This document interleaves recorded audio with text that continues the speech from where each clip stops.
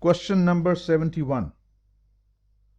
Following are the operating results of two segments of Parkland Corporation, segment A, segment B, and the total result is given. Apparently, your segment B appears to be in trouble, a loss of $500.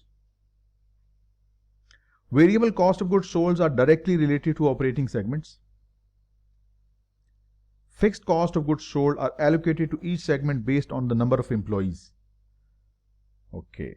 Fixed selling and administration cost, this one, is allocated amongst A and B based upon number of employees. Allocated fixed costs are irrelevant. They are unavoidable, hence they must be excluded from our analysis. Ignore them. Let's cross it out. It's irrelevant. It further says if segment B is eliminated, 1500 of the fixed cost of goods sold would be eliminated. Out of this, 1500 is relevant because it is avoidable. Any cost that is from the future that differs between the option and that is avoidable is relevant. So this 1500, since it's avoidable, hence it's relevant. Okay. So assuming segment B is closed, the effect on operating income would be, if you close the segment B, there are certain benefits for closure and certain costs as well. If you close, you sacrifice this revenue, this is your cost. But you save this variable cost, this is your benefit. You save this $1,500 fixed cost of goods sold, benefit.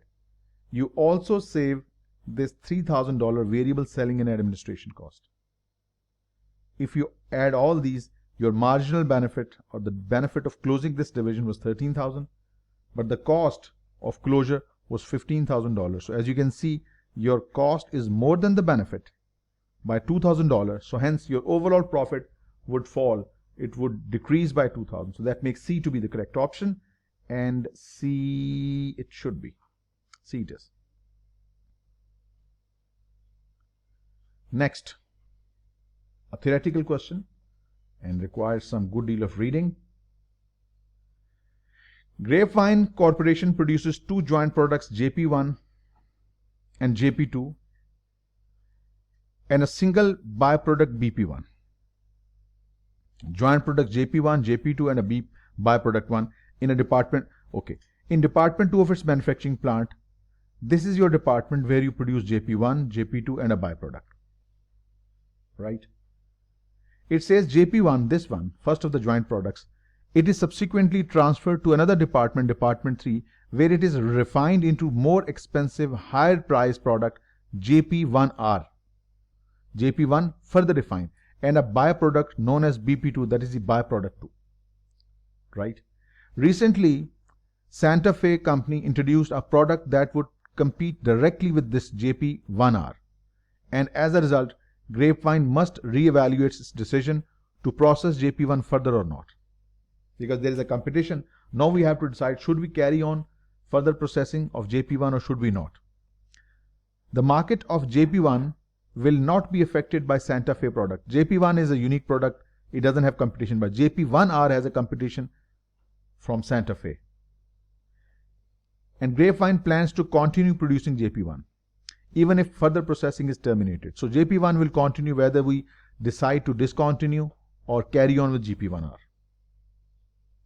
Should this later action be necessary, Department 3 will be dismantled. If we decide to discontinue JP1R, there is no need to carry Department 3 because no further processing is required. So which of the following items would Grapevine consider in its decision to continue or terminate Department 3 operations?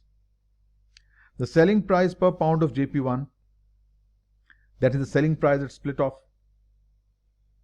it's a relevant cost because when you compare this with the further processed selling price, so you consider this cost, this revenue, because this is what you sacrifice to process the item further. JP1 could be sold at split off.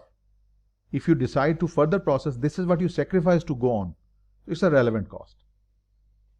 It's a relevant cost for the further processing. So it's an opportunity cost. 2. The total hourly direct labor cost in Department 3. If the Department 3 is discontinued, no labor hour is needed. If you carry on, labor cost is required. It's a cost that differs between alternatives hence it's relevant. Unit marketing and packaging cost of BP2. BP2 is also dependent upon our decision. If we decide to carry on Department 3, BP2 stays. If we discontinue Department 3, BP2 goes. So in one case it exists, in another case it doesn't. So it is differing, it's relevant as well. Fourth, supervisory salaries of Department 3 personnel who will be transferred elsewhere in the plant if processing is terminated.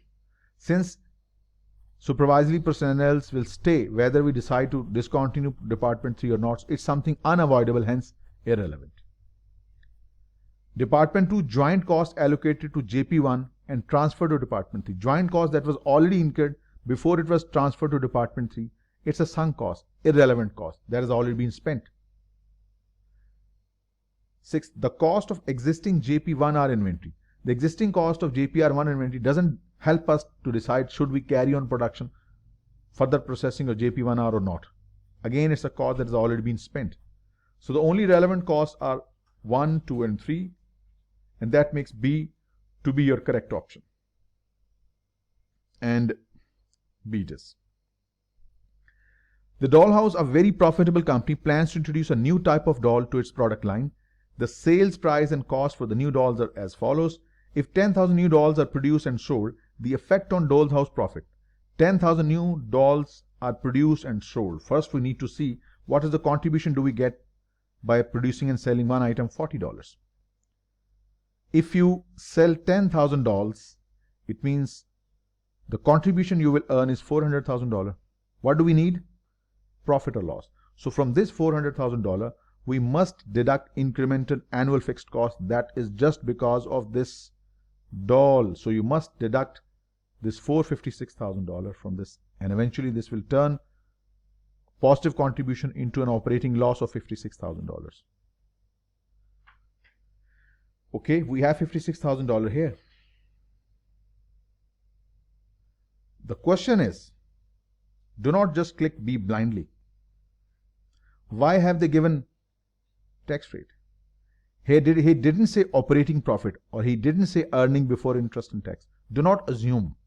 Since tax rate is given and he's used the word profit, it means it has to be after tax profit or loss. Since it's a loss, this loss will attract a tax benefit. And tax benefit, how much tax benefit? 30% of 56,000. 30% of 56,000 would be 16,800. It's a positive number which will reduce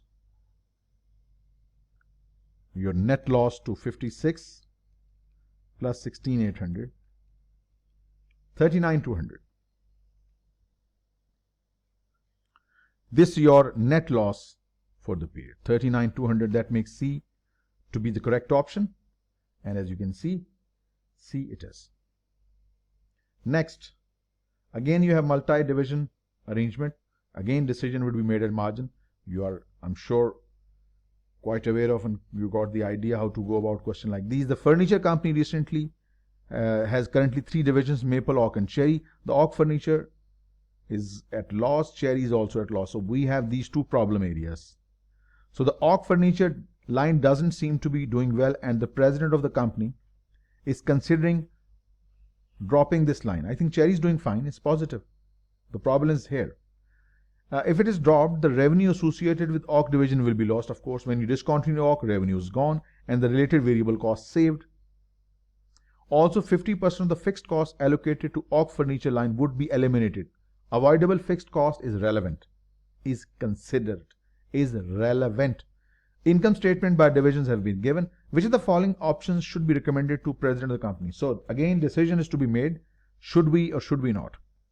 Benefit of this decision versus cost of this decision. When you discontinue Oak, you save variable cost, 72,000 becomes your benefit. If you discontinue Oak, 85,000 lost revenue becomes your cost. Don't forget, it said that 50% of your fixed cost is avoidable. If you avoid 50% of this cost, it's your benefit, 7,000. So the benefit of this decision is 79. The cost of this decision is 85. So if you decide to go on, cost of this decision is more than the benefit, hence you will lose $6,000, and 6,000 is only available in this option. So continue operating the Oak division, because if you discontinue, your loss overall loss would increase by 6,000. So it would result in 6,000 decline in operating profit. So perfectly that makes B to be your correct option. B it is. Next, Milton Manufacturing occasionally has capacity problems in its metal shipping division. Capacity problem, where the chief cost controller is the chief cost driver is machine hours. Machine hours, the cost is machine hour driven. In evaluating the attractiveness of its individual products for decision-making purposes, which measure tool should the firm select? Ladies and gentlemen, this is a question that needs specific attention, because most of you, Ms. Ma'am especially, you have an issue here. Please try to focus on this particular question. It will let you know where do you use the contribution margin, where do you use the constraint, considering constraint, the contribution margin per constraint.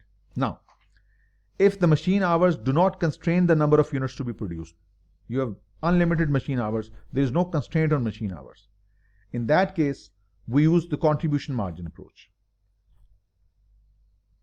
If there is constraint, we have limited machine hours, then we will have to use an approach called the contribution per constraint, contribution per machine hour. So when there is no limitation of machine hours, it's simply the contribution margin itself that will help us decide which product should be taken. And when we have limited machine hours, then it's contribution per machine hour. So that makes A to be our correct option. A it is. Right, moving on. Alger's company produces valves for the plumbing industry. Alger's per unit sales price and variable cost is given. 12 sale price, 8 variable cost. That gives me $4 of contribution. $4 is the contribution. It says Alger's practical plant capacity is 40,000 units.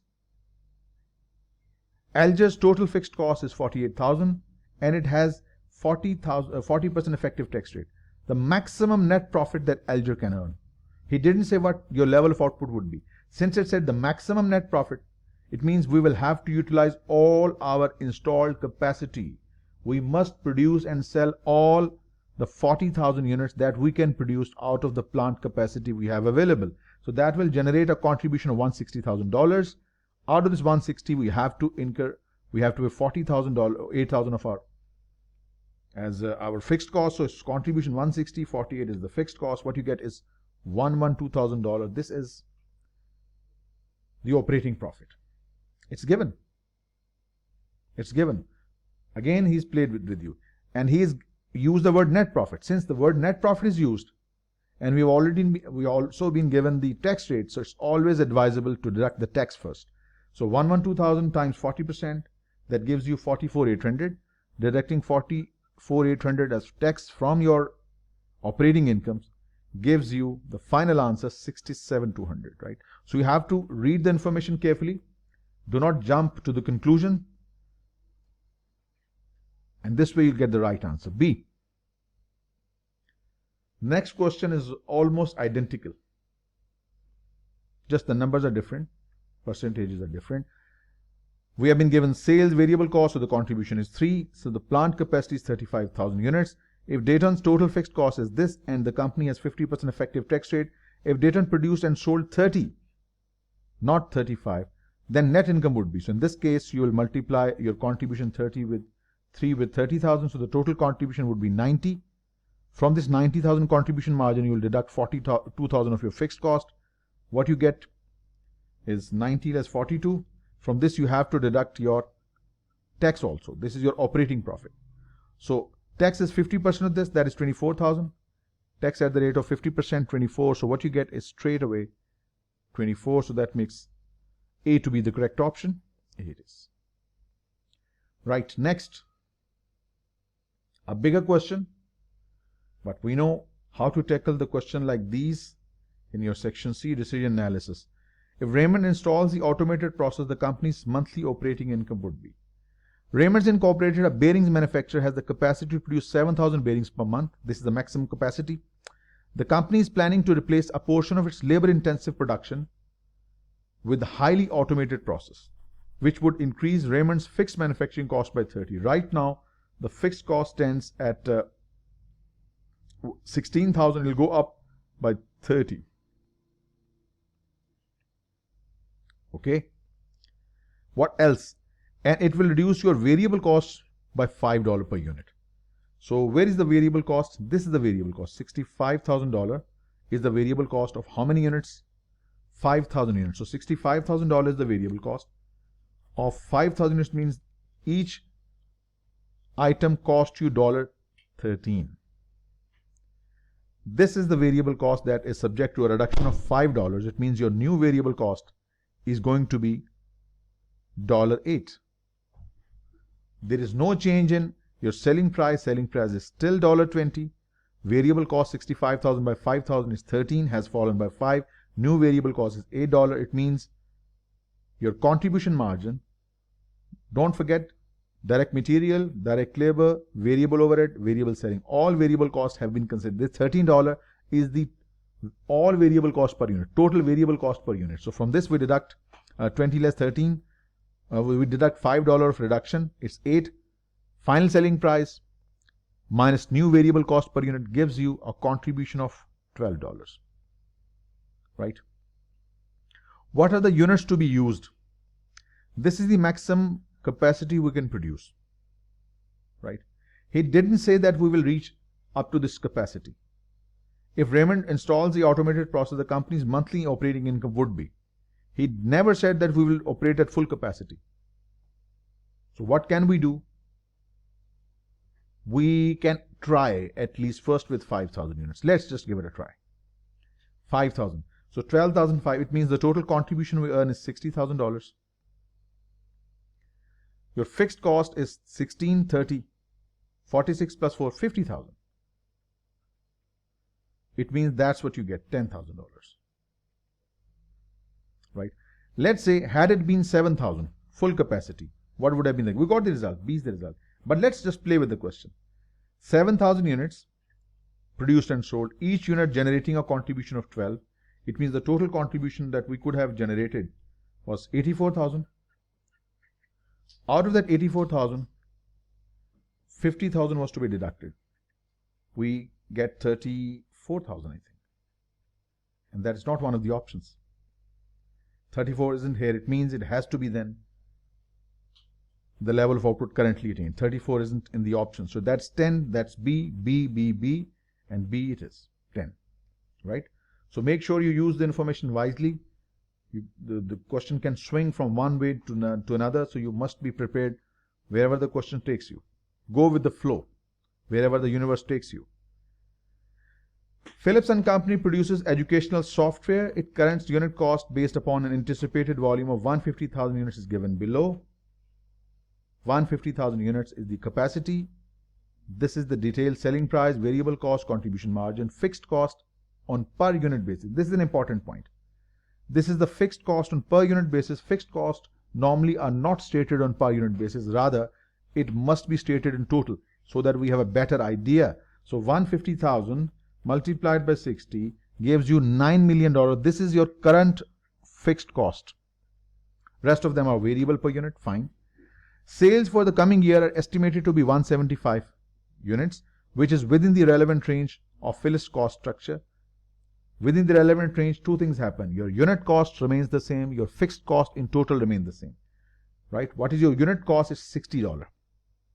Within the relevant range, your variable cost per unit stays the same and your fixed cost stays the same. But it has something has happened. It says cost management initiatives are expected to yield 20% reduction in the variable cost. Some cost management initiatives, some people like you have taken some initiative that has resulted in 20% reduction in variable costs. Variable cost currently 60. It is reducing by 20%. So a reduction of 20% means $12. So $12 reduction will give you the new variable cost 60 minus 12, 48. Right?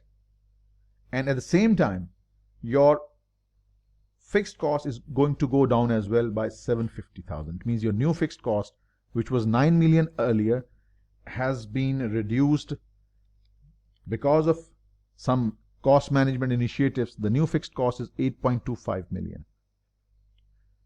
So the new contribution margin is 150 less 48, that is 102. Now let's see what the question says. Per unit contribution margin is 72, wrong. Per unit contribution margin now is 102. The total contribution margin is 15.3 million. Let us see. This is the contribution per unit. We are planning to sell 175,000 units. So for 175,000 units, contribution per unit is 102. The total contribution is 17.85 million, not 15.3. Option C, variable cost percentage is 32%. Let's see, is it? This is your variable cost. This is what percentage of sale? 48 by 150 times 100 gives you 48 by 150 gives you absolutely 32%. So the first part of this option is correct. Let's calculate the operating income. This is your contribution, and from this contribution deduct this fixed cost, and you should see the second part of this option. 17.85 million less 8.25 million gives you an operating income of 9.6 million. Perfectly fine. First part is correct. The variable cost percentage is 32%. Operating income is 9.6. Both of these parts of this option are correct, that it makes C to be the correct option. Next. Savine Corporation makes two types of motors for use in various products. Operating data and the unit cost information for its products are presented below. Product A, product B. Annual capacity, selling price, variable cost, machine hours taken by each unit. What exactly is needed? Savine has 40,000 productive machine hours available. The relevant contribution margin per machine hour for each product to be utilized in making a decision on product priorities for the coming year. When you have been given the selling price, the variable cost, variable manufacturing, variable selling, so it's 100 less 53 less 10 gives you $37. This is the contribution. For this, 80 less 45 less 11, 80 less 45 less 11 gives you $24. We don't need contribution per unit. We need contribution per machine hour, the relevant contribution margins per machine hour. $37 is earned by spending 2 machine hours. $24 is earned by spending 1.5 machine hours. So doing this way, 37 by 2 gives you $18.5 per machine hour, and 24 divided by 1.5 gives you $16 per machine hour. It means if you have 1 machine hour to spend, you're facing a constraint of machine hour. 1 hour spent on B gets you $16 of contribution. Same 1 hour spent on A gets you 18.5. So it's better that you allocate your resources, limited resources, that is machine hour in this case, on product A. So we got the answer 18.5 and 16. That makes B to be the correct option. B it is. All right, next. Lark Industries accepted a contract to provide 30,000 units of product A and 20,000 units of product B. Lark staff developed the following information with regard to meeting this contract. We have the selling price for both items. We have been given the variable cost for both items. We have been given the fixed overheads combined, machine hour taken by each, and the cost if outsourced. This is again a good question that will help you decide that what should be our priority. Remember, gentlemen, ladies, that whenever we do not go for outsourcing, we have limited capacity. Remember, when we don't go for outsourcing, we have limited capacity. The decision is made upon, just like in the previous question,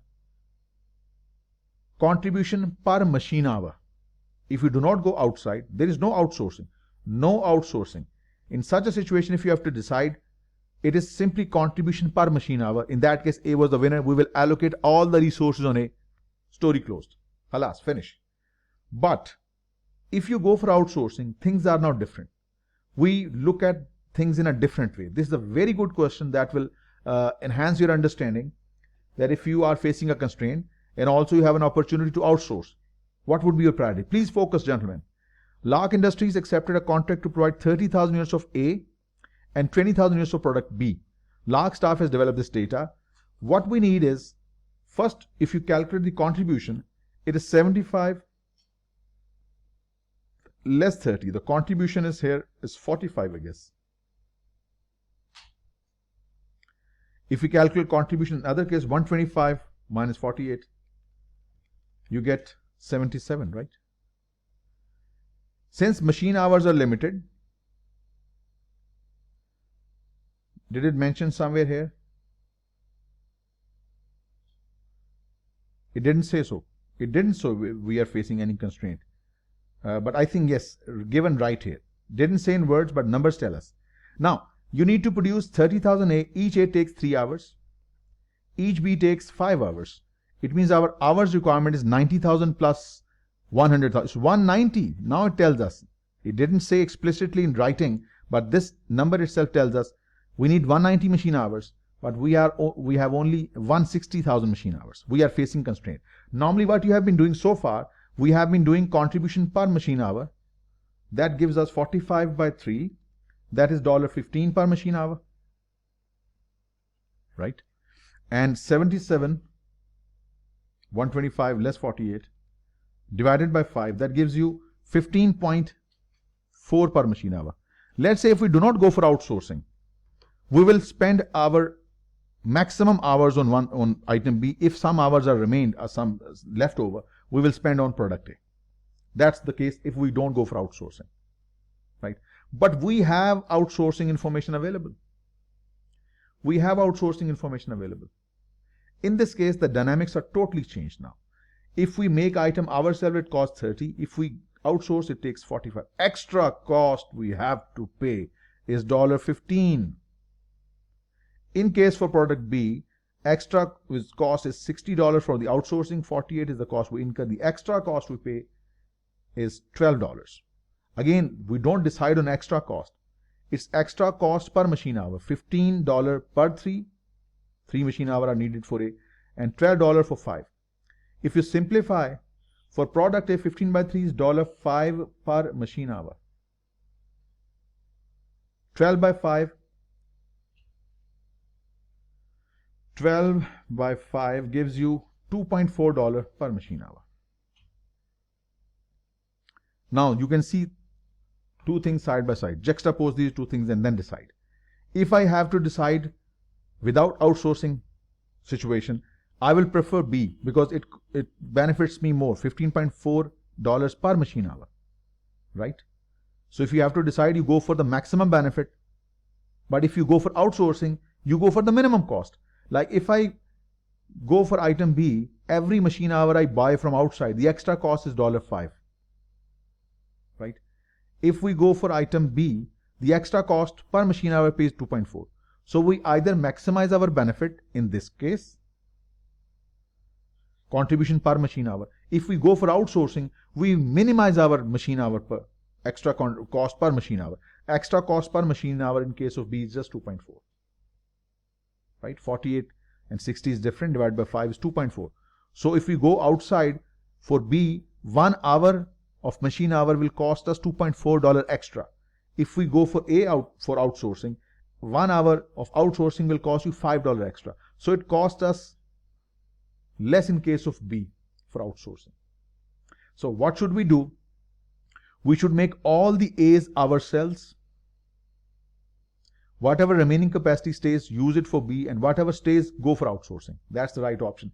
Make all the A's yourself, all the 30,000 units yourself, because it's expensive to outsource A.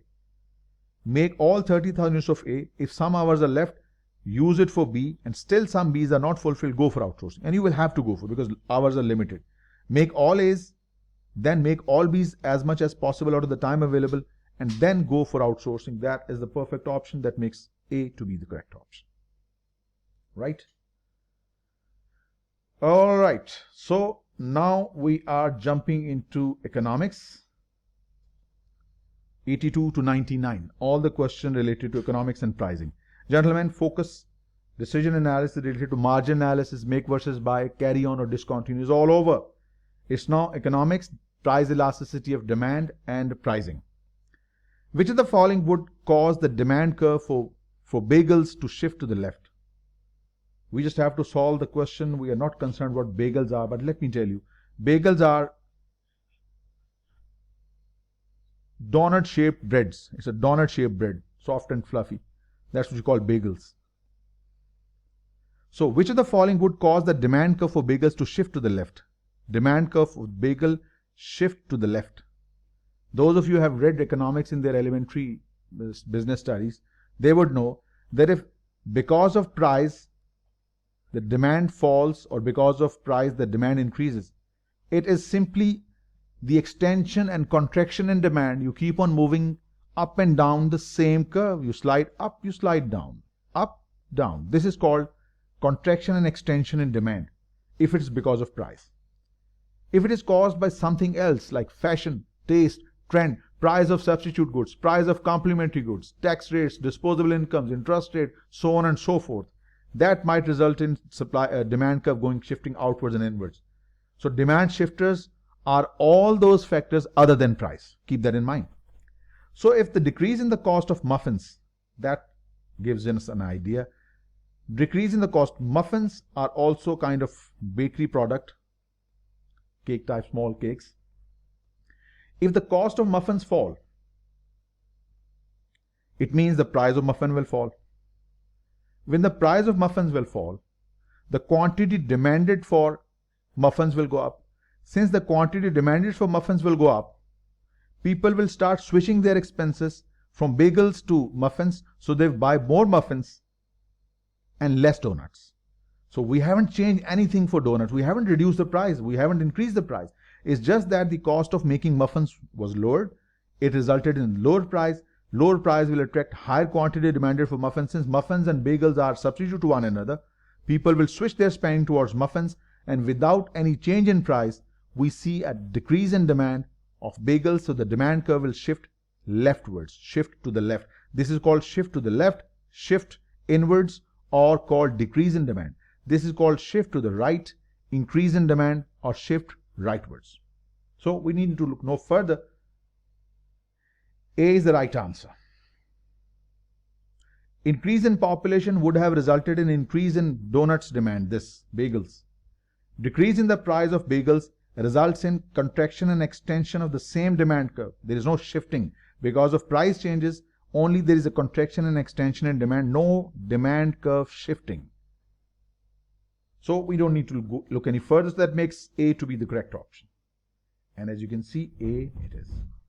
Next, which of the following would cause the demand curve for prepared meals sold in supermarkets to shift to the right? Demand curves for the prepared meal. This is the demand curve for the prepared meal. This is DD, for example, quantity demanded and price. Prepared meals. It says, which of the following would cause the demand curve for the prepared meals sold in supermarkets to shift to the right? And it must be because of other than price factors.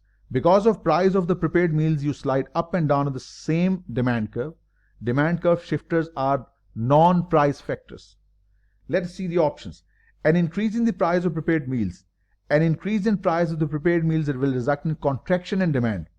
This is not the demand shifter. If the price goes up, the demand contracts.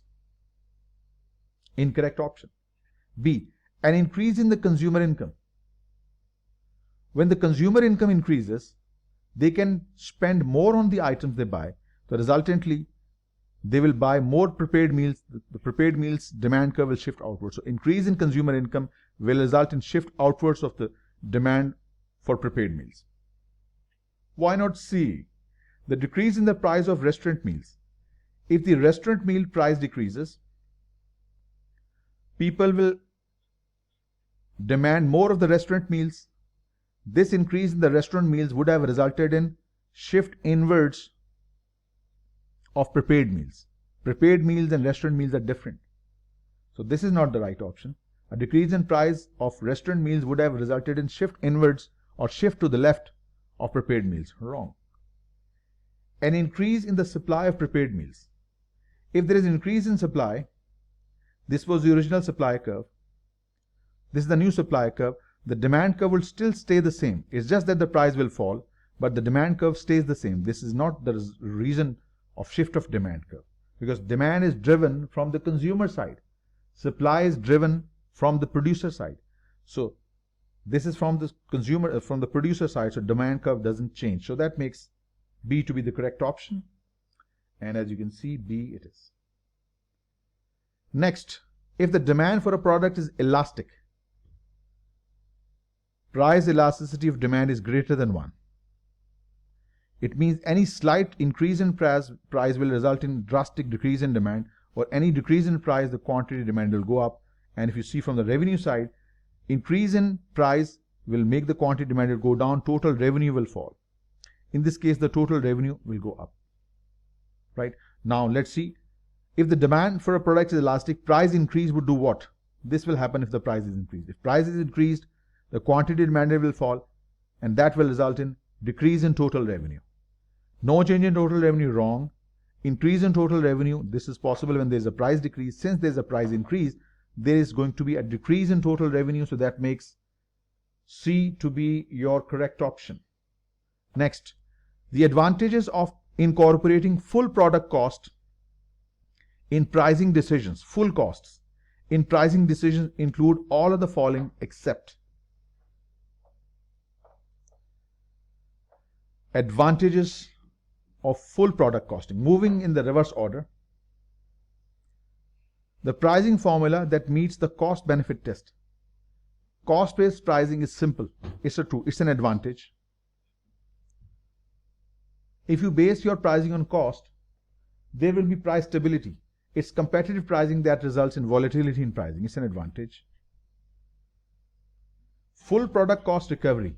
Yes, if you base your pricing on cost, at least you will keep in mind that you need to recover the cost. It's an advantage. A, ease in identifying the unit fixed cost with individual products. This is not an advantage. I will say it's a disadvantage. It's a difficulty, because identifying fixed cost in the unit product is a challenging aspect of costing. How much rent goes into producing an individual item? How much insurance and property taxes go into producing a single item? This is not easy. This word itself is wrong. It's difficult. Tracing fixed cost in your production is a challenging task. You can't say it's ease of identifying. It's a difficulty. It's a challenge. And that makes A to be the correct option, because A was not an advantage in any way. Next, an economist determined the following market data for commodity: price 25, 50, 75, 100, quantity supplied. As you can see right here, as you keep on decreasing the price is going down.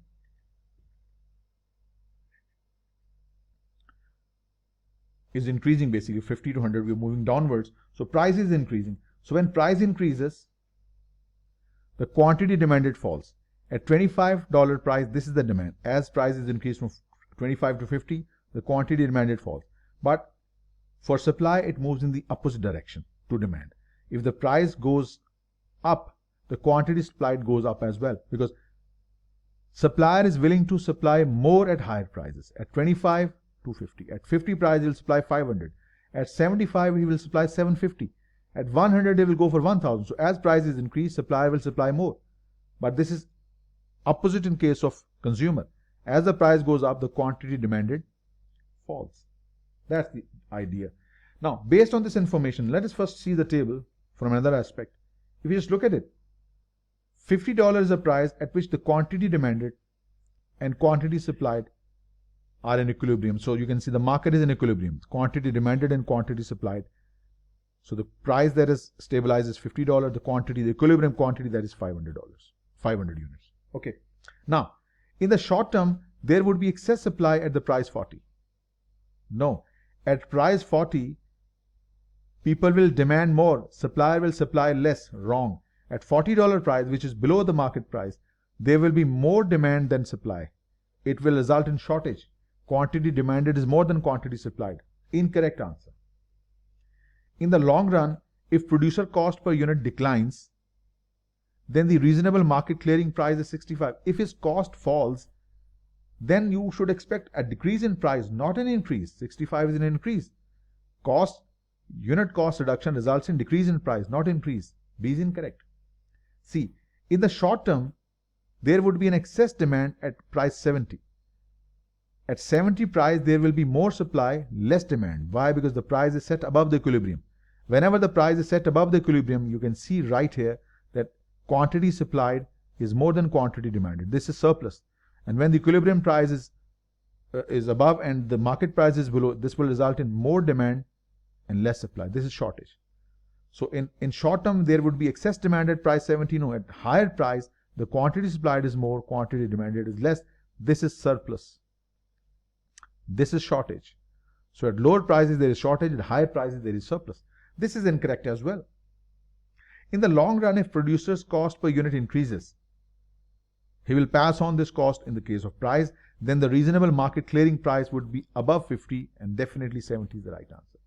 If his cost of production goes up, he will pass on to the consumer. So price would go up. So market will have to accept this price now. D is the right answer. Right, moving on. If a product's price elasticity of demand is greater than 1, PED, the price elasticity of demand, if it is greater than 1, then 1% increase in price will cause quantity demanded to. We have already read well that if price goes up by 1%, and if its price elastic, quantity demanded should fall by more than 1%. That is the case of elastic demand. And in that case, the quantity demanded should fall by more than 1. Had it been the case, if price elastic demand is less than 1, a 1% increase in price would have resulted in quantity decrease but less than 1%. But in this case, since it's elastic, so 1% increase in price will cause the quantity demanded to fall by more than 1%. That's the idea of elasticity. That makes D to be the correct option. And as you can see, D is next. If the demand for a good is elastic, that is PD is greater than 1. Two things then happen. If you increase the price, quantity demanded will fall, total revenue will fall. And conversely speaking, if the price is decreased, quantity demanded goes up, your total revenue goes up. Let's see. Decrease in price will increase total revenue. Correct. A decrease in price will result in more quantity demanded, resulting in total revenue goes up. Look no further. A is the answer. Next.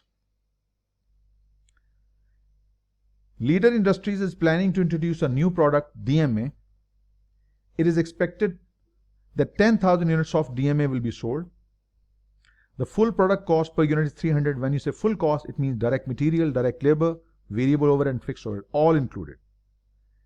Invested capital for this product amounts to $20 million.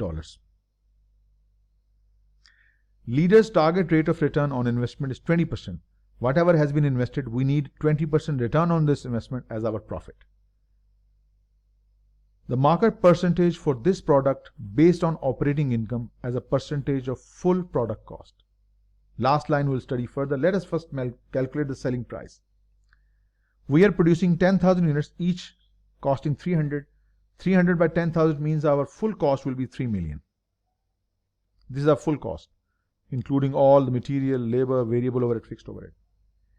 It further says that our required profit margin that we should earn on this cost is 20% of our invested capital. 20% of invested capital is 20% of 20 million, that is 4 million. It means your selling price would be $7 million. This is your selling price of all these 10,000 units. Right? What is needed? We need markup percentage. Remember, markup is the profit percentage based upon cost. Mark, give the sound of C. This is the way you can memorize markup, profit based upon cost. And conversely, margin, it means the profit expressed as a percentage of sale. Margin is a profit percentage based upon sales.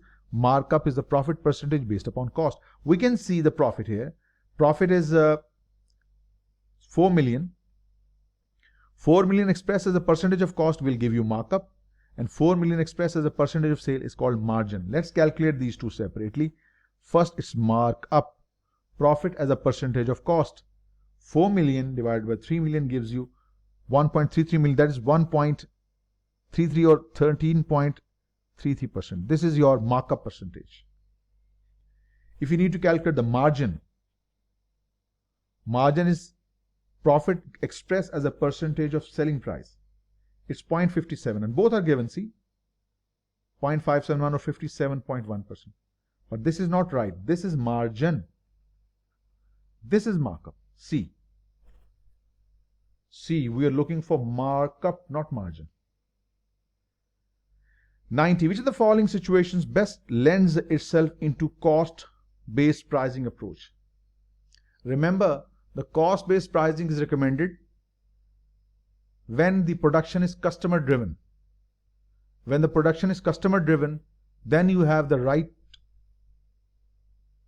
to recover your cost as well as some profit, right? So let us see under these four situations, where do you think the cost-based pricing is most appropriate? One by one. A paper manufacturer negotiating the price for supplying copy paper to a new mass merchandiser of office products. The product has a wider market. So in this case, this customer is not a unique, it's a product, generic product for everybody. When the product is general product for the larger market, there is no customer specificity. In that case, the market-based pricing is most appropriate. So in this case, you will use the market-based pricing. An industrial equipment fabricator negotiating price for one of its standard sells in the large market. Paper in the new mass market. So when the market is large, there is no customer specificity. Market price is most appropriate pricing, right? D. A computer component manufacturer debating pricing terms with a customer in a new channel of distribution. A new channel of distribution doesn't mean that it's for a particular customer or customer specific production. Again, it's based upon the market pricing. Cost-based pricing is most appropriate when it's make to order, when the production is based upon the consumer requirement. A computer component manufacturer debating pricing with a new customer for a made to order. Customer specification, state-of-the-art application, then cost plus pricing is most appropriate. Mostly in construction industry, it's cost plus pricing because construction is customer driven on customer specifications, right? So that makes D to be the correct option. D it is. Companies that manufacture made-to-order industrial equipment typically should use cost-based pricing because made-to-order, where customer specifications, customer tailor-made product, that requires cost-based. You need to recover your cost on special orders, job order costing. A. Next, which of the following is not a characteristic of market-based costing? It has a customer-driven external focus. Which of the following is not a characteristic of market-based costing? It has a customer-driven external focus. It is used by companies facing stiff competition, you use market-based pricing. Customer-based pricing is most appropriate when it's a customer-oriented production. Whenever there is customer orientation, you go for cost-based. So it has a customer-driven external focus, then you use the cost-based pricing. It is used by companies facing stiff competition, you use market-based pricing. It is used by companies facing minimal competition. When there is minimal competition, why do you go for market price? When minimal competition means maybe you are a monopolist. When you are a monopolist, you can charge any price you want. You don't go for the market, you don't go for the customer cost recovery. This is a particular situation where market forces and customer demands are way below your decision to set the prices for yourself. This is not a characteristic of market-based costing, right? For customer-driven, still some market forces can play a part. Stiff competition, market forces are playing a part. It starts with the target selling price, market forces are playing a part in A, B, and D. But when there is no competition, the market is finished. You are the one who's called the shots. You are the one who set the prices. So that makes C to be the correct option. Next, Almelo Manpower Incorporated provides contracted bookkeeping services. Almelo has annual fixed cost of $100,000 and a variable cost of $6 per unit. This year, the company budgeted 50,000 hours of bookkeeping service. It's a service industry, service sector business. Almelo prices its services at full cost and uses cost plus pricing approach. Cost plus pricing. The company's developed billing price at $9 per hour. What is the markup level? Markup is again the profit percentage expressed on cost. First of all, you have planned 50 hours of work and you charge $6 your variable cost $6 per hour. It means your variable cost of service is $6 times 50. It is $300,000. Your fixed cost, it is $100,000. So your full cost, including all your variable and fixed, it's $400,000, right? For how many hours? For 50,000 hours, which means your full per hour cost is $8, right? This is your cost per hour that you serve. The selling price that you have set is $9 per hour. So your selling price is $9 per hour. Your cost price is $8 per hour. That gives us profit of $1 per hour. Now, if you require the markup percentage is profit expressed as a percentage of cost. If you need margin percentage is profit expressed as a percentage of selling price. So 1 by 8 is markup, 1 by 9 is margin. So let's calculate 1 by 8 times 100. That gives you 1 by 8 times 100. It's 12.5. That is markup, A. And margin is 1 by 9 times 100. It's 11.11%. It's not given, but that's the right answer, A. A it is. Next. Which of the following pricing methods focuses on setting the price based on recouping the manufacturing cost of the product and achieving a desired profit? You want to recover the cost and a certain profit. Clearly, when the cost is based, the pricing is cost-based pricing. Look no further, B is the right answer. Next, the management of a company is attempting to reduce the cost for product X by analyzing the trade-offs between different types of product features and total product cost. We are trying to reduce the cost, and for that, we are just trading off features and the total product cost. If you reduce the feature, the cost will go down. If you increase the features, cost will go up. So what type of cost reduction strategy is the company using? Total quality management is the management philosophy where the quality is made the responsibility of all involved within the manufacturing, procurement, delivery process. Quality is the responsibility of everybody. But here we are trying to reduce the cost. It's quality management, not cost reduction.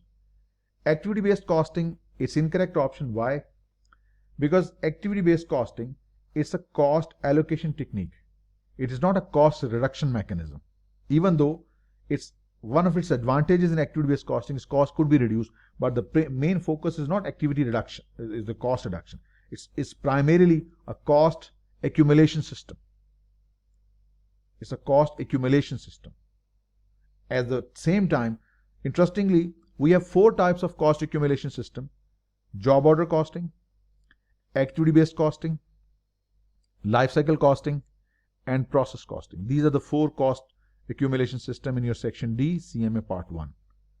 Interestingly, ABC is a cost accumulation system as well as ABC is a cost allocation technique.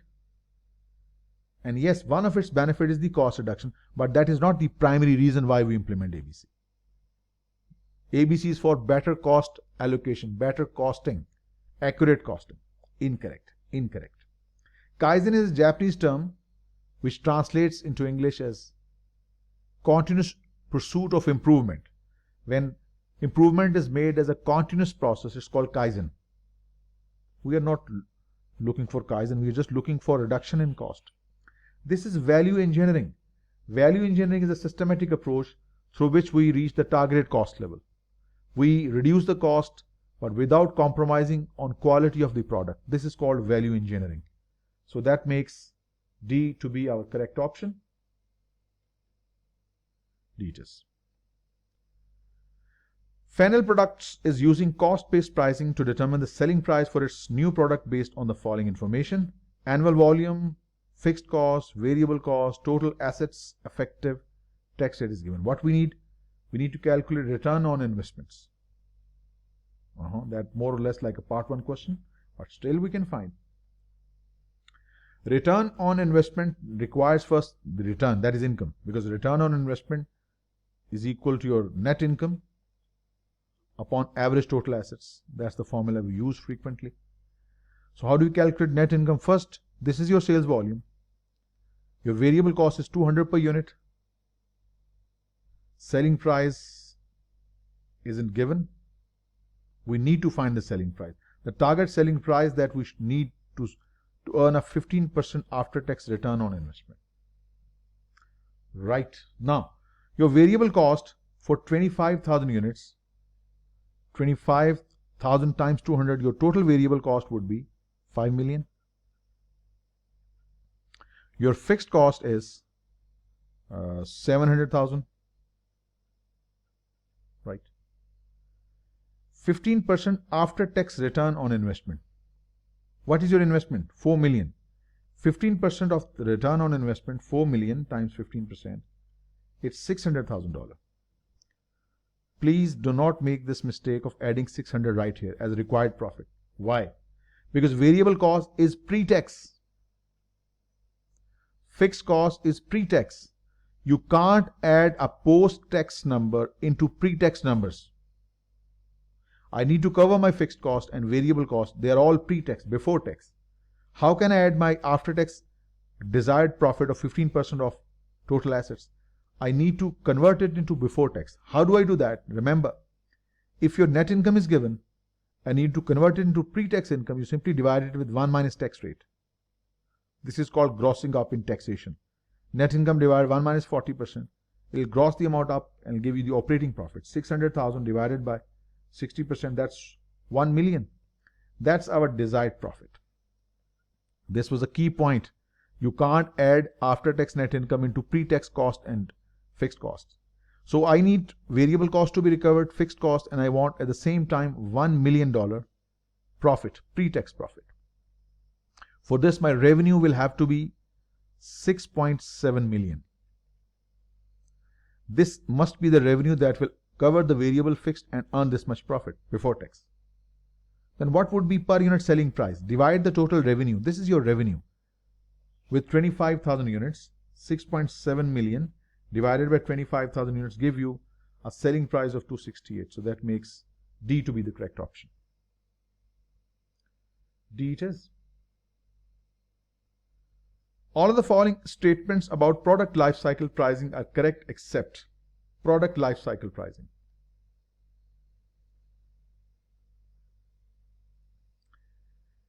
It is set to cover, first of all, what is life cycle costing? It's one of the cost accumulation systems studied in CMA section D, part 1. Life cycle costing involves all the cost accumulated over the life of the product, starting with the upstream cost that includes research and development, product testing, designing, everything. Once its prototype starts working, we start into commercial production called the manufacturing cost. Manufacturing costs are of 4 types: direct material, direct labor, variable overhead, fixed overhead. Once the product is made, then there are certain group of costs called the downstream cost: marketing, distribution, sales, logistics, commercial, etc. Combining all these costs gives you the total life cycle cost over the life of the product, right? This is called the life cycle. All the costs accumulated over the life of the product are called life cycle costs. So all the following statements about product life cycle costing are correct except it is set to cover costs incurred from the time when the product is manufactured. No, incorrect. It starts right from the point where we conceive the idea of manufacturing. This is not correct. This is not correct. And that's the answer. All the following about product life cycle price are correct except. Let us read the others also so as to get a full understanding. Life cycle costing may be set low to penetrate the market when the product is first introduced. Yes, we can use life cycle costing and set the price low so as to capture the larger market share. It's a correct statement. It is maintained by introducing new features to differentiate the product in the later stages. In the later stages, when there is competition, the new players come in the market, you need to differentiate your product from the competitors, so you bring some new features in your products so as to make it more appealing. It's a correct statement. It may be set high to skim the market when the product is first introduced. When you introduce the product for the very first time, it's a new product, so you tend to set the price high to skim the market so as to maximize your early period gains. It's a correct statement also. But this A is incorrect statement. A is incorrect, which in fact is the right answer. Product X was launched 10 years ago as an innovative product. The initial price was relatively high, price skimming, which yielded high profit margins. The market for product X is now becoming very competitive and demand for the product is slowing. What pricing strategy should the company follow for product X based on the current market condition? Since it is no longer a product with unique selling propositions, there are competitors in the market, so you need to take the competition in the mind. So because of the increased competition, product X price should be decreased. It makes sense. There's competition, so you can't carry on with your price skimming strategy. Initial price was relatively high. You can't sustain this high price because there's competition, right? So because of increased competition, product's price should be decreased. Correct option. Why not BCD? Pricing for product X should be at its highest level to recoup its initial innovative R&D. You can't set high price because there is competition. Customer won't buy. Incorrect. The company should sell product X below the cost so that it can force competitors out of the market. This is called predatory pricing. In the US, it is illegal under the Robinson-Patman Act. You can't reduce your price below the cost to, it's anti-competitive practice. It's punishable under the law. Not recommended. Prices should be held steady with only inflation adjustments. It won't help. In competitive marketing, such adjustments will only backfire. Incorrect. A is the right answer. Alright, next. A monopoly will maximize profits if it produces an output where marginal cost. There are 4 types of market where different level of competition. The first is called the perfect competition, large number of buyers and sellers. At other extreme, there is a monopoly, single producer dominates the whole market. Then we have monopolistic competition. Then we have oligopoly. And in all these market conditions, whichever market conditions you are in, profits are maximized where marginal cost is equal to marginal revenue. And the revenues are maximized when marginal revenue is equal to 0. What does it mean? Marginal cost curve is of this shape. Marginal revenue is like this. Your profits are maximized where M or MC are equal. This is the profit maximizing output right here. But if you want to maximize your revenue, for that you keep on lowering your price, you keep on selling your price. The point will come where your marginal revenue is 0. At this point, your revenue would be maximum. Revenue is maximum. Revenue is maximized when marginal revenue is 0. You keep on selling till the point MR is equal to 0, which is very unlikely you'll sell your item for 0. But that's the revenue maximizing output where MR is 0. Profit is maximized where MR and MC are equal. That's the profit maximizing output. So whether it's monopoly, perfect competition, oligopoly, monopolistic competition, profits are maximized when marginal cost equals to marginal revenue. So that makes C to be the correct option, and that ends your section C decision analysis MCQs agenda completely.